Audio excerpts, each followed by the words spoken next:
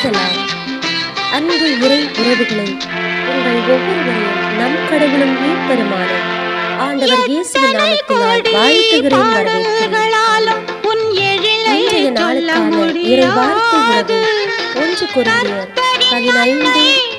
15:44-45. மனித இயல்பு கொண்ட உடலால் விதைக்கப்படுவது ஆவிக்குரிய உடலால் உயிர் பெற்று எழுகிறது.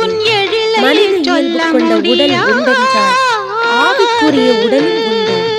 எழுதியுள்ளபடி முதல் மனிதராகிய ஆதாம் உயிர் பெற்று மனித இயல்புள்ளவர் ஆனார். கடைசி ஆதாமோ உயிர் தரும் தூய ஆவியானார்.